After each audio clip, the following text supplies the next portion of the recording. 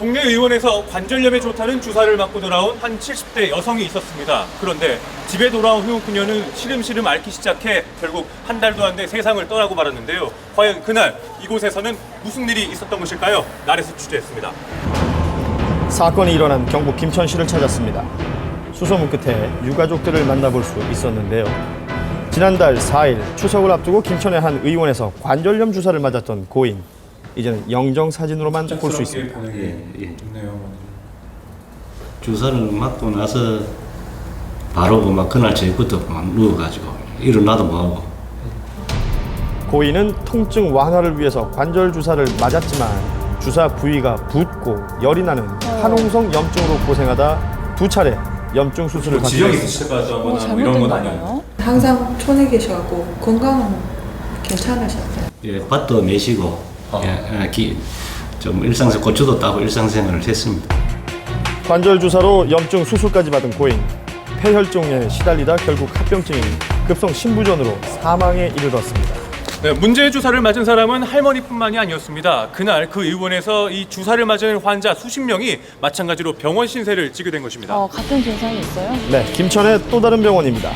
이곳에는 문제의원에서 관절 주사를 맞고 염증이 발생한 환자 31명 중 10여 명이 입원해 있었습니다. 큰 문제가 있었군요. 허리도 맞고 뒤 허리도. 허리에도 맞으시고. 허리를 계속 맞고 들은도 좀 많이 댕기고 맞고 이래 했는데 그딴 그날 맞고 이래 됐습니다. 이들 염증 환자 대부분은 7, 80대의 고령 환자들이었습니다. 관절염 통증을 줄여준다는 관절 주사를 맞은 이후 오히려 염증 수치가 치솟고 온몸에 환홍성 염증이 퍼졌다고 합니다. 그래서 그런 증상이 있을 때 저희는 환홍성 관절염, 관절에 균이 들어갔다고 생각을 하게 되거든요. 균이 의심되는 부분을 띠내서 배양 검사를 보냈는데 그런 분들 중에서 황색 포도상구균이라는 균이 몇몇 배출이 되었고 검사 결과 관절 주사로 염증이 발생한 환자 대부분의 환부에서는 황색 포도알균이 검출됐습니다. 황색 포도알균은 현미경으로 봤을 때 포도송이가 모여 있는 것처럼 보여서 붙여진 이름입니다. 사람의 피부에도 존재하는 균으로 피부 자체에 있을 때는 큰 문제를 일으키진 않는다고 합니다. 그러니까 상처 같은데 침범을 하게 되면 상처 감염을 일으킬 수도 있고 일부는 뭐 식중독을 일으키는 균일 수도 있고요. 또 심각하게 질병이 발병했을 때는 폐혈증을 발생해서 일부 환자들은 사망할 수도 있는 그런 병원균입니다. 아주 무서운 일이군요. 자, 그렇다면 같은 날 같은 병원에서 관절 주사를 맞은 환자들에게 동일한 균이 검출된 이유는 무엇일까요? 관절 주사를 놓은 병원을 찾아서 자초지종을 들어보려 했지만 사고 이후 해당 병원은 휴진 중이었습니다.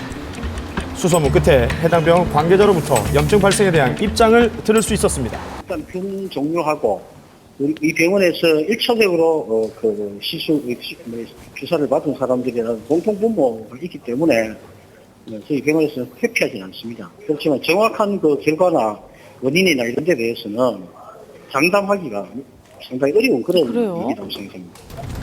자, 과연 병원 측이 주사를 놓은 과정에서 과실이 있거나 불법을 행하진 않았을까요?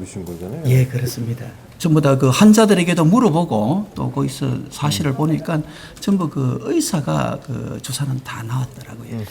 8월 25일경에 이제 간호조무사가 한 명 들어왔는데 이제 환자들이 좀 많다 보니까 이 일회용 주사기를 이렇게 빼는 과정에서 주사기에 뭐 이렇게 손을 집어서 오염될 가능성도 있고. 자, 얘기를 종합해 보면 의료인의 손에 황색 포도알균이 있었고 그것이 주사기에 닿았을 가능성이 있다는 얘기입니다. 주사기에 2.5cc 마취제를 넣고 난 다음에 공기가 일부 남을 수가 있습니다. 그러면 공기를 충분히 빼고 이 생리식염수를 이제 7.5cc를 빼는데 그 공기를 못 빼는 그 공기에 붙은 어떤 세균이 오염돼서 생리식염수로 옮아갈 수단이 있겠느냐.